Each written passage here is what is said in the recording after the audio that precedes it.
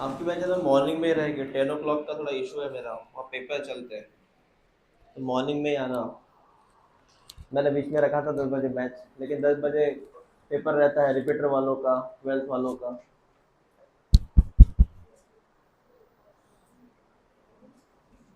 College में inspection शुरू हो गया ना। हम्म।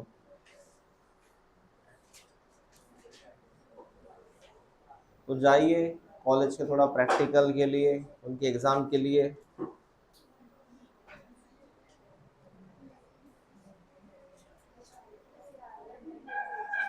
बैठो वहाँ बैठो, है जगह वहाँ पे। हाँ, तो बातें अभी भूल जाओ, पॉइंट पे डायरेक्ट आओ।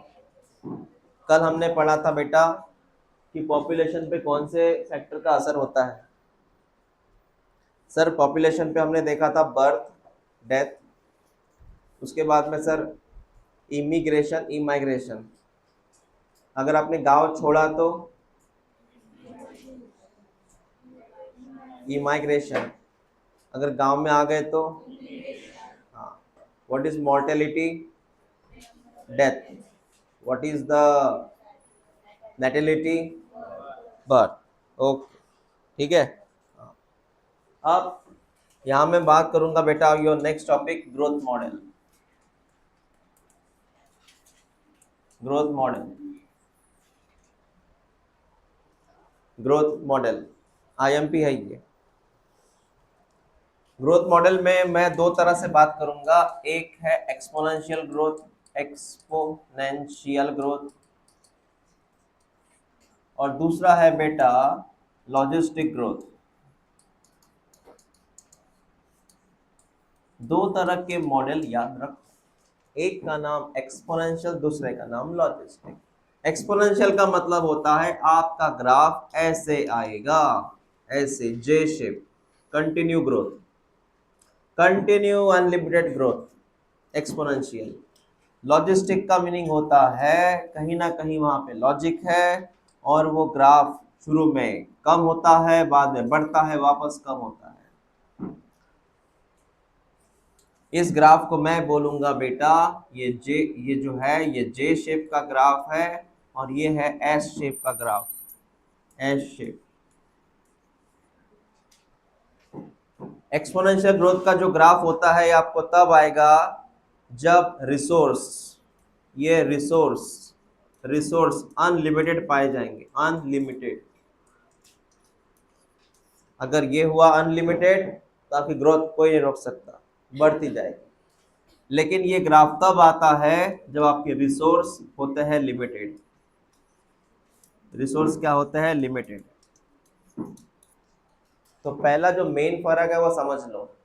इन case of exponential growth there is a resource are, तो वहां पे ग्रोथ कैसी होंगी? किसी के भी बैक्टीरिया की, किसी के भी कैसी होगी? अनलिमिटेड, बढ़ता जाएगा, बढ़ता जाएगा, जे शेप। जब रिसोर्स, जंगल में रिसोर्स क्या होंगे? तो वही होगा बैक्टीरिया के साथ, किसी भी एनिमल के साथ, शुरू में ग्रोथ कम होगी, देन बढ़ेगी, वापस कम हो जाएगी, ये कम हो जाएगी। तो दो बातें क्लियर हो गई। पहले क्या था ये, कौन सी ग्रोथ है? पहले एक्सपोनेंशियल, दूसरा लॉजिस्टिक। पहले इतना लिख लो आप, बाद में हम कंटिन्यू करते हैं इनको।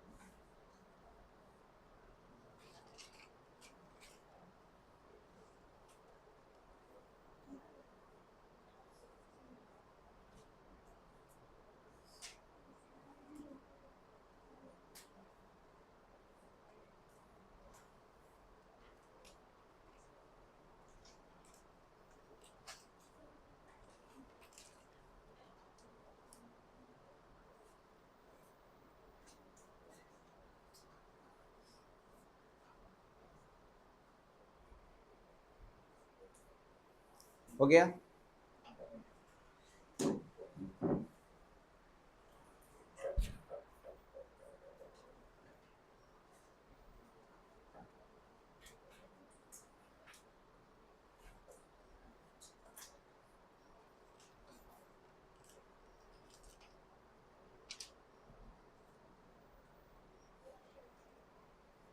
ओके,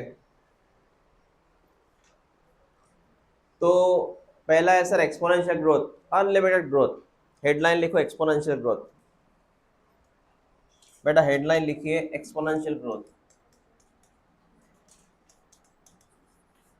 ऐसी ग्रोथ जो होती है अनलिमिटेड। सर ये ग्रोथ का मीनिंग क्या है?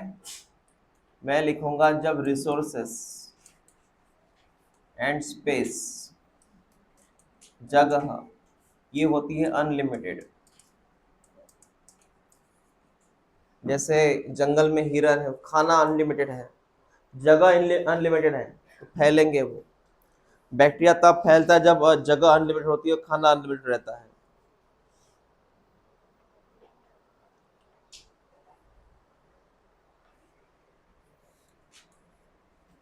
जब होता है अनलिमिटेड तब क्या होता है?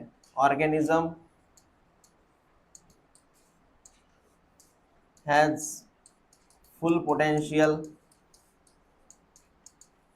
To reproduce.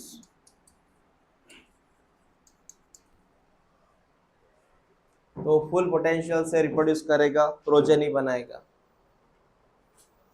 उसका नंबर इंक्रीज होगा।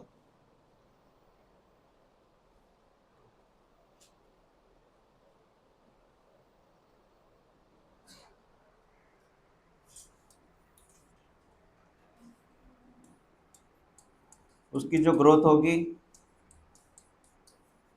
वो एक्सपोनेंशियल होगी और जियोमेट्रिक होगी।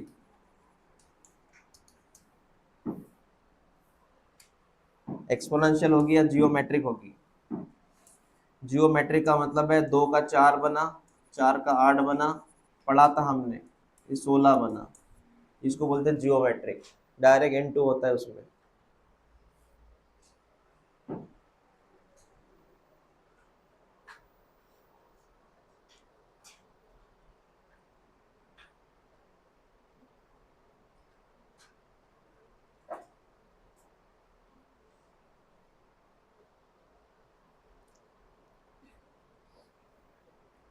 अनलिमिटेड ग्रोथ,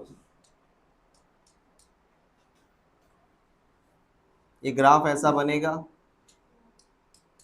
इस तरफ मैं लिखता हूँ बेटा हूँ पॉपुलेशन की साइज, इसको यन से डिनोट करते हैं, याद रखना।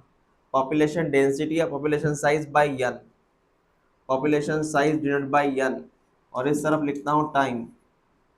ग्राफ कैसा मिलेगा आपका? जे शेप, शुरू से ही ग्राफ बढ़ता जाएगा बेटा, रुकने का नाम ही लेता नहीं, बस कहाँ जाएगा पता नहीं उधर। ये ऐसी बिल्डिंग है वो ऊपर ऊपर जाती रहेंगी। इसका इक्वेशन है कि याद रखना, रेट का इक्वेशन है, नंबर के रेट का, D N by D T is equal to R N. मैं समझाऊंगा ये है क्या, याद रखना equation D N by D T is equal to R N.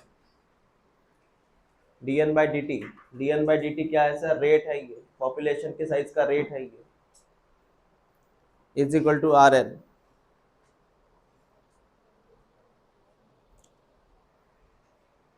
उसी इक्वेशन को एक्सप्लेन करना है हमें, D N by D T को।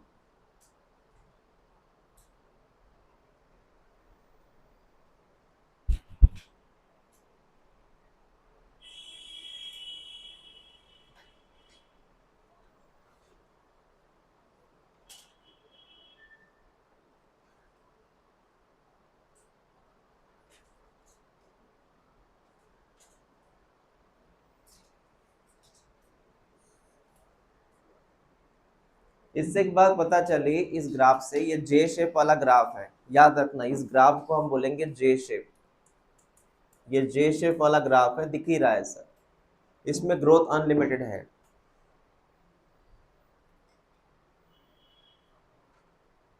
आप सबका लिखना हो गया? जैसे बैक्टीरिया है जिसको बहुत सारी जगह मिली ग्रोथ के लिए और बहुत सारा खाना मिला, वो क्या रोकेगा, वो तो कंटिन्यू ग्रो करेगा, प्रोजेन ही बनाएगा। 2 के 4 होगा, 4 का 8 होगा, 8 के 16 होंगे, 16 कंटिन्यू चलते जाएंगे, अनलिमिटेड ग्रोथ करेगा कैंसर की तरह। फिर सुनो, यहाँ इक्वेशन की बात करेंगे। इक्वेशन की बात ये है बेटा, जैसे मैंने आपको इक्वेशन लिख के दिया अभी, dN/dt is equal to RN लिखा ना, उस इक्वेशन की बात करना है हमें। देखो, rate of population size, rate of population size change per unit time,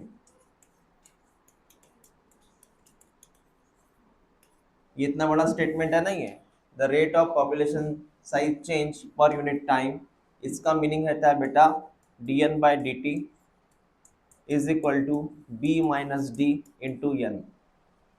dN/dt is equal to b minus D into N.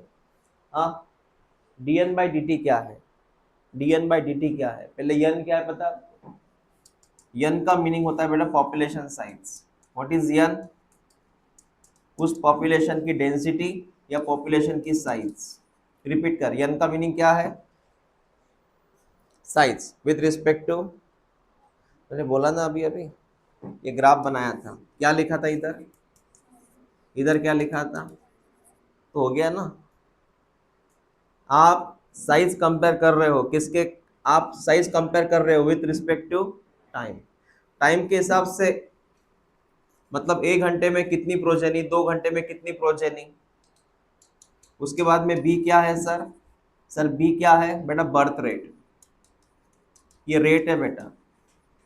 Sir D क्या है सर, स्मॉल डी है, याद रखना स्मॉल डी है, ये डेथ रेट, रेट है बेटा ये।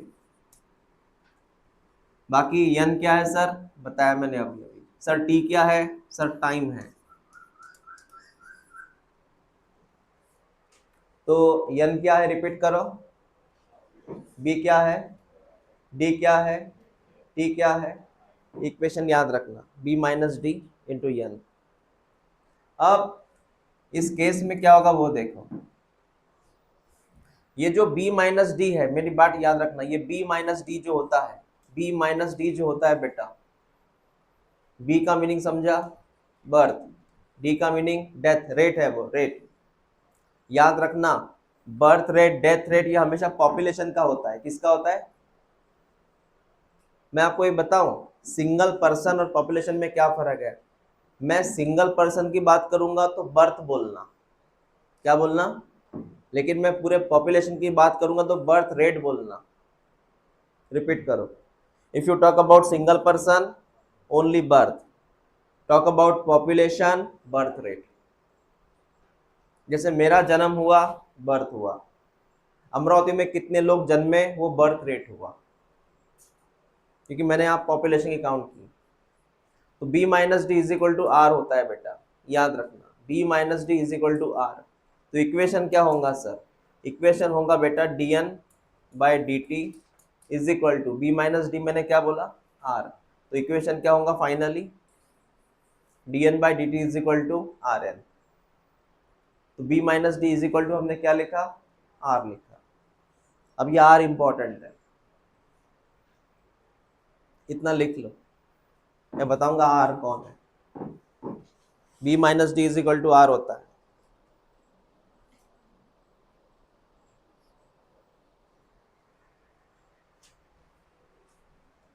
b minus D is equal to r होता है। r is the natural increase,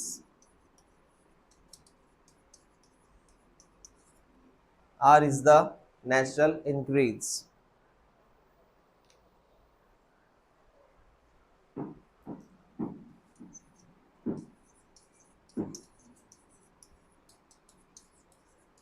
और इंट्रेंसिक रेट बोलते हैं r को।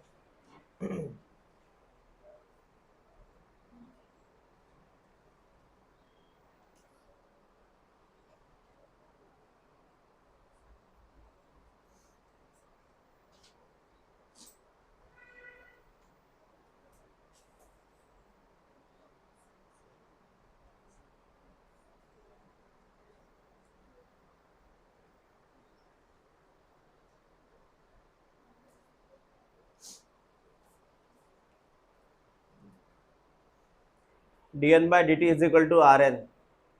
आर का मीनिंग है बेटा बी माइनस डी।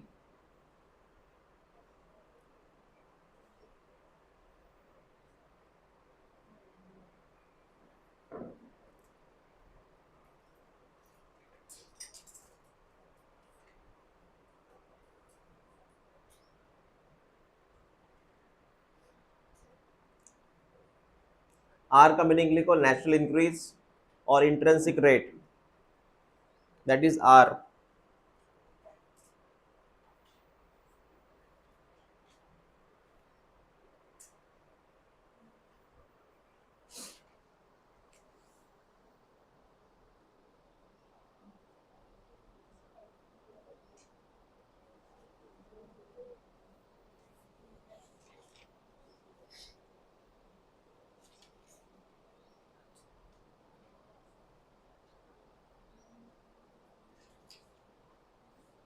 सुनो, आर क्या होता है, हो गया लिखना सबका?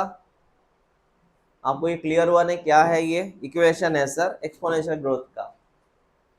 इसमें ये क्या है सर? ये रेट है बेटा, ये रेट है, पॉपुलेशन साइज का ये रेट है। अब जैसे मैंने आपको बोला, हाँ मैंने बोला D N by D T is equal to R N. तुझे पता है मैंने आर का मीनिंग क्या बोला था? B minus D is equal to क्या होता है बेटा? आर। होता कि नहीं होता? B minus D is equal to R होता है। मैंने आर को क्या बोला अभी अभी? Natural increase. क्या बोला आर को मीनिंग? Natural increase. चल मेरी बात सुन, हर एनिमल का आर अलग होता है। आर का मीनिंग होता है रिप्रोडक्शन का रेट। आर का मीनिंग है रिप्रोडक्शन का रेट। आर का मीनिंग है उसके बर्थ और डेथ का रेट। समझाओ सर कैसे? तो समझ मेरी बात। अगर मैं एलिफेंट की बात करूं वर्सेस मैं किसी इंसेक्ट की बात करूं, तो एलिफेंट और इंसेक्ट का रिप्रोडक्शन रेट अलग अलग होता है। एलिफेंट का रिप्रोडक्शन रेट अलग होता है, कीड़े का अलग होता है। जैसे एग्जांपल, इसका रिप्रोडक्शन रेट ज्यादा होता है। किसका सर? कीड़े का। वो जल्दी आता है, जल्दी मरता है। मैं रिपीट करता हूँ मैंने क्या बोला। मतलब उसका अगर मैं ये बोलूँ प्रेगनेंसी टाइम वो कम रहता है। किसका? इंसेक्ट का। कभी देखा आपने किसी इंसेक्ट का प्रेगनेंसी टाइम 10 महीने है? एलिफेंट का प्रेगनेंसी टाइम ज़्यादा होता है, कीड़े का प्रेगनेंसी टाइम कम होता है। जल्दी प्रोडक्शन किसका होता है? कीड़े का होता है। जल्दी मरता कौन है? कीड़े मरते हैं। किसके बच्चे ज़्यादा होते हैं? बच्चे किसके ज़्यादा होते हैं ब्रीडिंग में? मतलब इसका आर वैल्यू ज़्यादा है, और उसके कंपेयर में इसका आर वैल्यू क्या है? कम है। क्योंकि सर क्या हुआ, एक तो सर एलिफेंट का प्रेगनेंसी टाइम ज़्यादा है, उसमें बच्चे कम होते हैं, और इसकी डेथ भी कम होती है क्योंकि लॉन्ग टाइम तक ये जीता है। कंपेयर करो तुम, पहला सवाल, इन दो में से किसका प्रेगनेंसी टाइम कम है? इंसेक्ट का कम है। कौन जल्दी बच्चे क्रिएट कर सकता है? किसके बच्चे ज़्यादा है? किसकी डेथ जल्दी होगी? तो किसका रिप्रोडक्शन रेट ज़्यादा होगा? भाई एलिफेंट के एक जीवन में कितने कीड़े आएंगे, कितने चले जाएंगे? समझ रहे बात को? तो इसका आर रेट ज़्यादा है सर, इनका आर रेट कम है। वैसे ही होता है। आप एलिफेंट और डियर का, दोनों दोनों घास खाते हैं, जंगल में है, दोनों दोनों घास खाते हैं, दोनों का आप आर वैल्यू निकाल सकते हैं। सर हिरन की आर वैल्यू ज़्यादा है, एलिफेंट की आर वैल्यू कम है। हिरन का लाइफ कम होता है, एलिफेंट का लाइफ ज़्यादा होता है। हिरन के बच्चे ज़्यादा होते हैं, एलिफेंट के बच्चे कम होते हैं। और वैसे ही एक्चुअली वैसे इसने किया है अपने नेचर ने। जितने मच्छर के बच्चे बनते हैं उतने एलिफेंट के बच्चे नहीं बन सकते, नहीं तो प्रॉब्लम हो जाएगा अर्थ को। नेचर ने हर एक का एक लिमिटेशन दिया हुआ है कि भाई ये मच्छर है, इसके बच्चे इतने बनेंगे, ये एलिफेंट है, इसके बच्चे इतने ही बनेंगे। क्योंकि एलिफेंट के बच्चे अगर मच्छर इतने बन गए 500 बच्चे बन गए एकदम से एलिफेंट के, क्या होगा? फॉरेस्ट का क्या होगा? तो ऑर्गेनिज्म की साइज के हिसाब से उसका रिप्रोडक्शन रेट डिसाइड होता है। समझ में आया? उसको रिसोर्स लिमिटेड दिया हुआ है कि भाई तेरा रिसोर्स इतना है तो इतने बच्चे बना सकता है, तेरा लाइफ ज्यादा है तेरे बच्चे कम बनेंगे। तो इसको मैं आर वैल्यू बोलूंगा। अब क्लियर हुआ आर वैल्यू क्या है? आर वैल्यू का मतलब है रिप्रोडक्शन का पोटेंशियल। ठीक है, हाँ, रिप्रोडक्शन का पोटेंशियल। लिखो एक statement, insect has more R value, insect has more R value than elephant.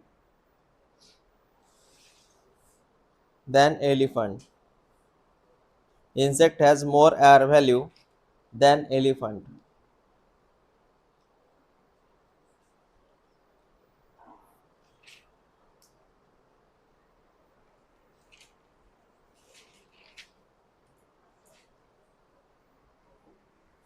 ठीक है सर, ये पहली बात हो गई। अब दूसरी बात सुन।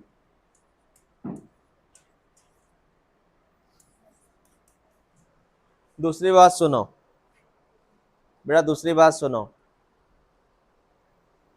वो ऑन ही है ना? हेलो हेलो,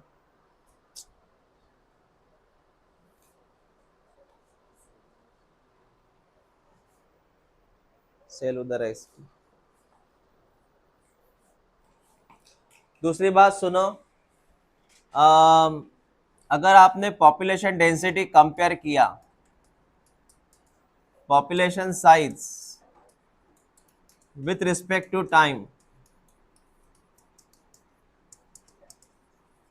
यहां आपको रेट नहीं निकालना, आपको रेट नहीं निकालना। रेट का मतलब जानते हैं आप? रेट का मतलब ये होता है, आपको यहां रेट नहीं निकालना, आपको बस समय के हिसाब से कैलकुलेट करना है। तो इक्वेशन क्या होगा? इक्वेशन ये होगा sir, N T is equal to N zero E R T. आपको यहां रेट नहीं निकालना, रेट में कंपैरिजन होती है। N T is equal to N zero E R T.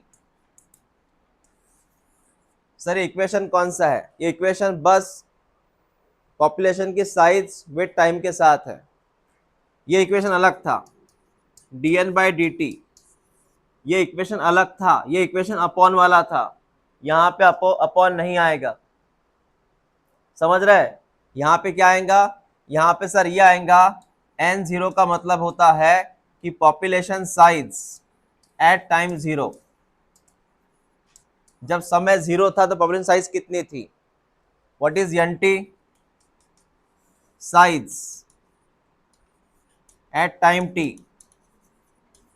मतलब सर एन जीरो होता है इनिशियल साइज और एन टी क्या होगा बेटा? Final size. ये क्या है? इनिशियल साइज, ये क्या है? Final size. फर्क है दोनों में। ये जो था पहले वाला, ये कंपैरिजन था, 1 घंटे में कितनी प्रोजेनी, 2 घंटे में कितनी प्रोजेनी। यहां ऐसा नहीं है, यहां इनिशियली कितनी प्रोजेनी, फाइनल कितनी प्रोजेनी। ये जो ई नाम की चीज होती है बेटा, ई, ये लॉग होता है, ये नेचुरल लॉग में आता है। कौन? ई। आर मैंने बता दिया अभी अभी कौन है, तो आर का मीनिंग समझाया ना मैंने, इंट्रिंसिक वैल्यू में आता ना वो, है ना, नेचुरल इंक्रीज। और टी का मीनिंग क्या है बेटा? टाइम। तो आर का मीनिंग क्या है? Natural increase. लिख लो इस इक्वेशन को। ये इक्वेशन कब आएगा? व्हेन यू डोंट कंपेयर, जब आपको रेट की जरूरत नहीं पड़ेगी तब ये इक्वेशन आता है। इसमें लॉग के हिसाब से आप आंसर निकाल सकते हो।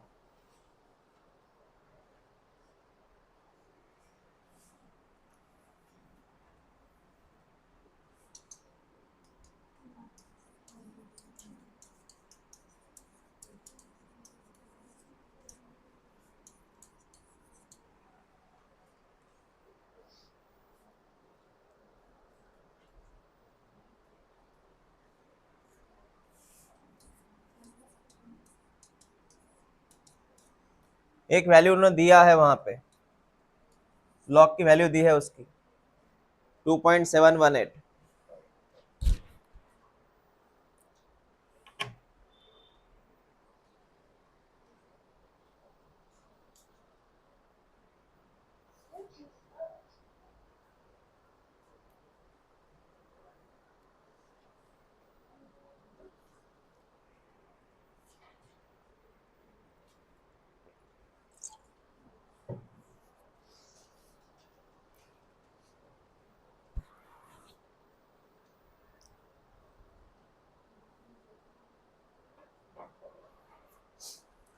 हो गया बेटा, ठीक है।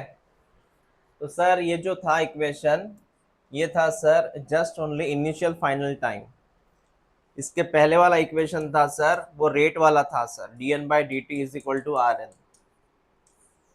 इनमें हमें रेट कंपेयर किया सर, और इसमें इनिशियल फाइनल टाइम कंपेयर किया सर। फर्क है दोनों में।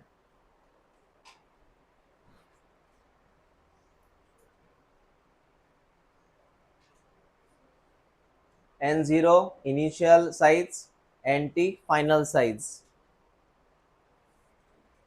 आपका लिखना हो गया ये। पता है हम क्या पढ़ रहे हैं आपको? हम पढ़ रहे हैं बेटा एक्सपोनेंशियल ग्रोथ। क्या पढ़ रहे हैं? मतलब अनलिमिटेड ग्रोथ, जिसको कोई रोक नहीं है, ऐसी growth, that is unlimited growth. पहला टॉपिक खत्म हो गया आपका, जिस कॉल्ड एज अनलिमिटेड ग्रोथ, जिसका ग्राफ ऐसा था, जे शेप। जे शेप ग्राफ था बेटा, हो गया वो। अब लिखिए सेकंड ग्रोथ, लॉजिस्टिक। ये काम का है क्योंकि ये लॉजिक वाला है। Your second growth, logistic growth.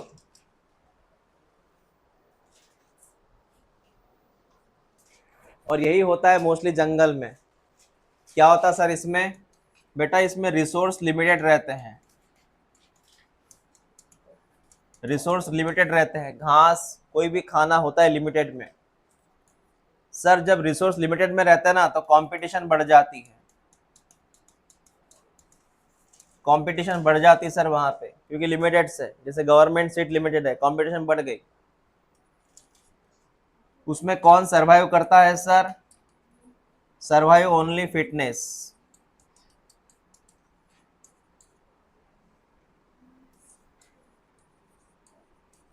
जो फिट है वही वही जिएगा उस कंपैरिजन में, उस कंपटीशन में।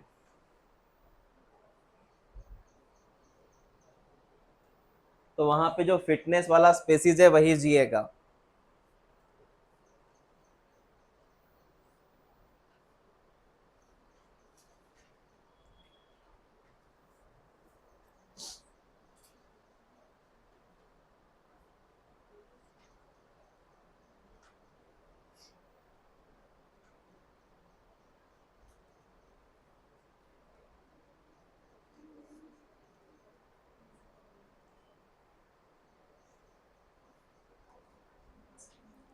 लतिका लिहिलं का तू?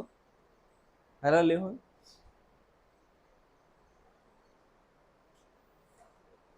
हाँ सर, क्लियर हुआ ये। हमें समझ में आया कि अगर रिसोर्स लिमिटेड है तो ऑब्वियसली सर ग्रोथ कम होगा सर यहाँ पे। तो सुनिए मेरा नेक्स्ट पैराग्राफ क्या होगा। सर ग्राफ ऐसा बनेगा, इधर मैं लिखूंगा बेटा साइज ऑफ ऑर्गेनिज्म, इधर टाइम लिखूंगा। और यहाँ पर मैं एक चीज और दोहराऊंगा, यहाँ पर देख ले बेटा, ये कुछ अब मैं अलग लिख रहा हूँ, इसको मैं बोलूंगा के। सर ये के क्या होता है? बेटा के क्या होता है सुन, के का मीनिंग होता है कैरिंग कैपेसिटी। के का मीनिंग होता है कैरिंग कैपेसिटी। ना सुनो, इधर ध्यान दो मेरी तरफ। के का मीनिंग कैरिंग कैपेसिटी। जब कोई रिसेप्शन चलता है ना, तो आप वो जो खाना बनाना होता है, खाना बनाने वाला, उसको आप पहले बोल के रखते हो कि ये 100 लोगों का खाना है, 100 लोग आएंगे, 100 पीपल आएंगे। उसको पता है 100 पीपल नहीं आ सकते, 150 आ सकते, तो 50 लोग खाना उसने एक्स्ट्रा बनाया। तो कैरिंग कैपेसिटी कितना हुआ रिसेप्शन का? 150 पीपल, है ना? हाँ, क्योंकि उसके ऊपर खाना नहीं है, खत्म हो गया। कोई उसके बाद आएगा तो खाली पेट चला जाएगा। सर जंगल का रूल ऐसे ही होता है, सुनो मेरी बात, जंगल का रूल ऐसे ही होता है। कोई कम से कम अभी यू नो एग्जाम्पल 50 एकड़ का जंगल है, ये जंगल ये बोलता है कि मैं कम से कम 150 हाथी मैं कैरी कर सकता हूँ, मेरे पास उतना भोजन है कि मैं 150 हाथी को संभाल सकता हूँ, उसके ऊपर मैं एडजस्ट नहीं करूंगा। मैं कम से कम 250 हिरन को संभाल सकता हूँ, क्योंकि हिरन है वो घास कम खाते हैं हाथी से। मैं कम से कम 50 शेर को संभाल सकता हूँ। उसने पहले बोल के रखा, उस जंगल के एरिया ने। कैरिंग कैपेसिटी डिसाइड होता है कि उसका एरिया कितना है, वहां पे खाना कितना है। एरिया बड़ा होगा, जैसे अगर साउथ अफ्रीका है, बहुत बड़ा एरिया है, कैपेसिटी ज़्यादा है। लेकिन एरिया छोटा है तो 150 हाथी, 250 हिरन और 50 शेर, इतना ही उसका कैपेसिटी है उस जंगल का। इससे और ऊपर चला गया तो उसका इकोसिस्टम इम्बैलेंस होगा। क्या इम्बैलेंस होगा? इकोसिस्टम। क्योंकि हाथी अगर वहां पे 1000 हो गए ना बेटा, 1000 हाथी, तो ये वैसे ही मर जाएंगे। कौन? हिरन। क्योंकि खाने को कुछ बचेगा नहीं ना, तो द कैरिंग कैपेसिटी। जैसे मैंने एग्जांपल दिया इसका रिसेप्शन का, आप पहले बोल के रखते हो कि हाँ 200 लोग आ रहे हैं, ऐसा नहीं कि अनलिमिटेड है, कितना भी बनाओ तुम्हारे मर्जी से, बोल के रखते हो। वो क्या भंडारा है? कितना भी बनाओ, घर का कार्यक्रम है ना। एक एक होता है, अरेंज होता है, वो फिक्स नंबर होता है। तो सर कैरिंग कैपेसिटी समझ में आया हमें?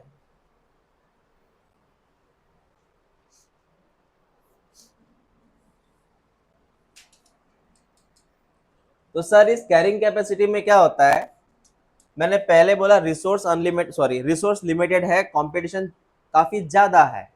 तो शुरू शुरू में क्या होगा, उसको जो घास मिलेंगी खाने को, किसी भी हिरन को, तो शुरू शुरू में ग्रोथ स्लो होगी। शुरू शुरू में ग्रोथ स्लो होती है। स्लो का मीनिंग होता है बेटा, तुझे पता है मैंने एक पढ़ाया था कि माइक्रोज में लॉग लैग लैग लॉग पढ़ाया था ना। ये शुरू में ग्रोथ स्लो होता है, उसके बाद ग्रोथ जो है पिकअप होती है, एक्सपोनेंशियल हो चली जाती है यहाँ तक। कौन सी ग्रोथ हो गई? एक्सपोनेंशियल। फिर जैसे उसको पता है कि खाना कम हो रहा है, अभी खाना खत्म होने में आ रहा है, तो वापस ग्रोथ क्या हो जाएंगी? डिक्लाइन या सीधी हो जाएगी, स्टेशनरी हो जाएगी। समझ में आया मैं क्या बोला? तो इसमें 3 प्रकार की ग्रोथ होती है सर। कितनी ग्रोथ? 3 प्रकार की ग्रोथ होती है। तो पहली है लॉग फेज, दूसरी है लैग फेज, और तीसरी बेटा स्टेशनरी। पता है ये जो आपको दिखाई दिया कर्व, इसको बोलते हैं बेटा सिग्मोइड कर्व। कौन सा कर्व? सिग्मोइड। ये नाम गया क्या इसके पहले? इसको बोलते हैं एस शेप। इसको बोलते हैं बेटा एस शेप। हाँ, 3 प्रकार की ग्रोथ होगी।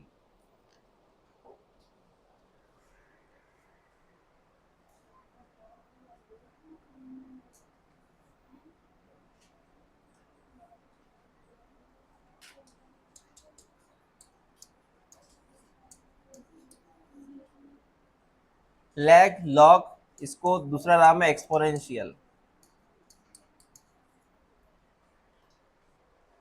सर एक बात बताइए, शुरू में ग्रोथ क्यों कम है बेटा? उसका नंबर धीरे धीरे बढ़ेगा, 2 का 4 होगा, 4 का 8 होगा, एकदम धीरे धीरे। बाद में एकदम से बढ़ जाएगा, एक्सपोनेंशियल। और बाद में खाना खत्म होते आ रहा है। खाना खत्म का मतलब है उसका कैपेसिटी कितना है बेटा, कैरिंग कैपेसिटी इतना के।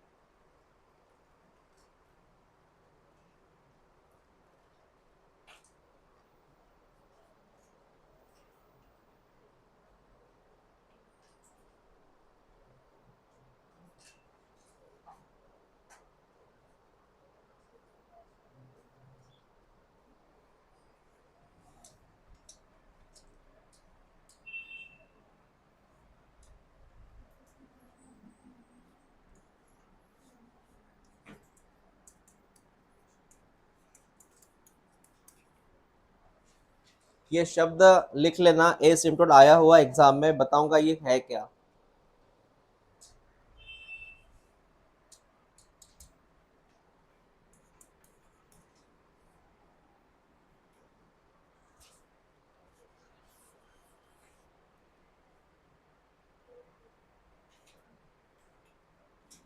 एसिम्प्टोट याद रखना।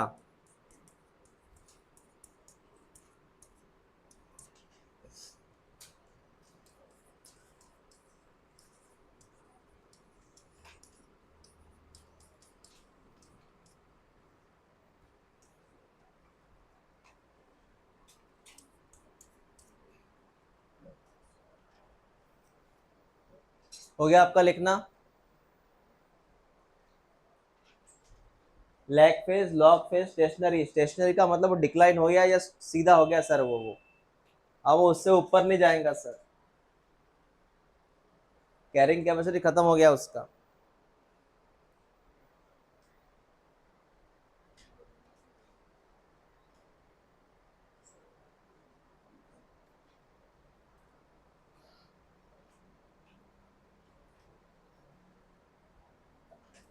हाँ ध्यान दो इधर, हो गया लिखना सबका।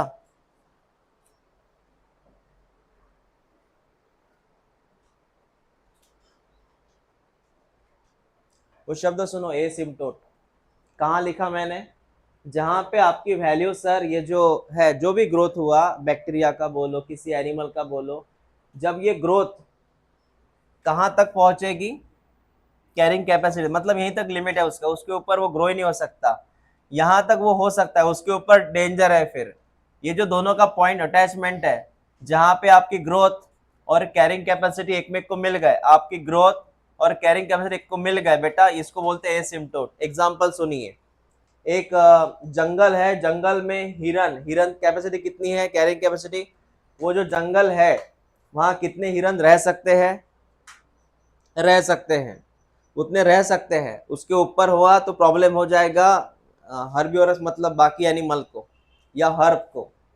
तो सर हिरन का जो नंबर है, K for carrying capacity, N for population size, N for size. अगर मैंने बोला 500, बताओ एन की साइज कितनी है अभी, मतलब हिरन का नंबर कितना है, 500 है।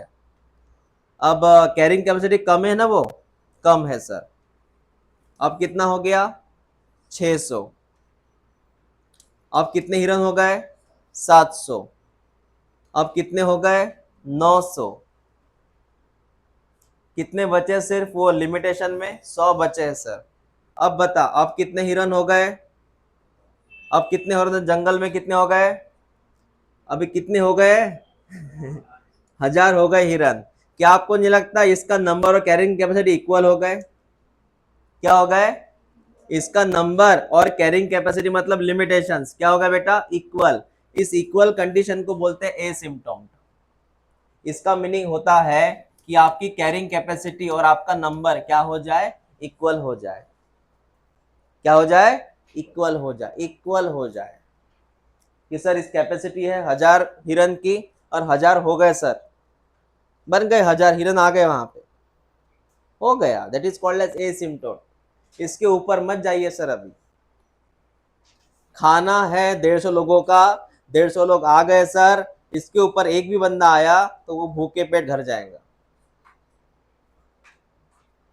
है ना, नहीं तो वहां आके डिस्टरबेंस करेगा जिसके यहाँ प्रोग्राम है, क्या खाना नहीं है, कुछ नहीं है, खाली बर्तन दे दिया। ये क्लियर हुआ बेटा, क्लियर हुआ ये, हाँ। इसलिए यहाँ पे फाइनल इक्वेशन आएगा, इक्वेशन नहीं हुआ हमारा अब तक, सिंपल है, इतना याद रखो। फिर सर इक्वेशन सेम है सर, इक्वेशन यही लिख लेना तुम, dn बाई डी टी, ये तो पुराना इक्वेशन है, is equal to R N, तो पुराना है सर, हाँ इसमें सिर्फ कैपेसिटी ऐड कर ले, के माइनस एन बाई के, बस इतना ऐड कर लो। ये के क्या है सर, कैरिंग कैपेसिटी है, तो D N by D T is equal to R N K minus by K, ये आपका नया इक्वेशन है कैरिंग कैपेसिटी वाला इस लॉजिस्टिक ग्रोथ का।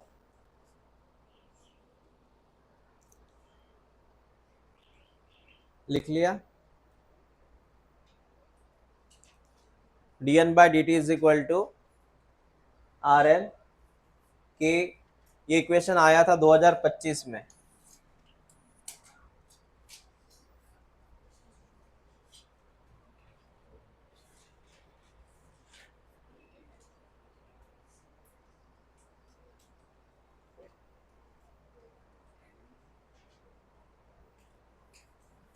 तो ऐसी बात है बेटा। ये क्या लगता है जंगल में कौन सा ग्रोथ चलेगा, कौन सा मॉडल चलता है, वो पहले एक्सपोनेंशियल वाला कि लॉजिस्टिक वाला? यही चलेगा ना भाई। कौन सी अनलिमिटेड रिसोर्स है इसको? अर्थ ने, मतलब नेचर ने पहले ही बना के रख दिया। नेचर के पास सारी चीजें हैं लिमिटेड। अगर नेचर ने बोला मेरे पास अनलिमिटेड चीजें हैं, तो हाथी भी कम नहीं है। फिर हाथी भी बहुत सारे बच्चे बना लेगा, क्योंकि नेचर ने उसको बहुत अनलिमिटेड चीज अगर प्रोवाइड की तो अनलिमिटेड बच्चे बनाएगा। लेकिन नेचर को पता है ये चीज नहीं होने, मतलब नेचर को पता है यहाँ कंट्रोल रखना जरूरी है, इसलिए नेचर ने क्या किया, सारी चीजें लिमिटेड में रख दी। घास लिमिटेड, घास उसी वक्त आएंगी जब बारिश आएंगी। तो मैक्सिमम आपने देखा होगा प्रोजेनी जो होता है, ब्रीडिंग, एनिमल ब्रीडिंग, ये बारिश के मौसम में ज्यादा होता है, क्योंकि उनको पता है बच्चों को खाने के लिए घास आ गई। अभी समर में ब्रीडिंग कम होता है, बारिश के वक्त होता है, क्योंकि घास ज्यादा होती है। वो भी लिमिटेड ही रहती है, ऐसा नहीं है। ठीक है, हाँ सर, क्लियर हुआ। चलो कंपेयर करो, जे शेप कौन है? दो ग्रोथ मॉडल है, पहले एक्सपोनेंशियल, लॉजिस्टिक। जे शेप कौन है? हाँ, एस शेप कौन है? कहाँ पे रिसोर्सेस अनलिमिटेड है, कहाँ लिमिटेड है? dn by D T is equal to R N किसका था equation? dn by D T is equal to R N K minus N by K किसका था? लॉजिस्टिक का। कैरिंग कैपेसिटी कहाँ पे आया था? लॉजिस्टिक में आया था। ये शब्द कहाँ से है? What is asymptote? जहाँ पे आपका नंबर और आपकी कैपेसिटी क्या हो जाते हैं, मैच। समझ रहे? हाँ।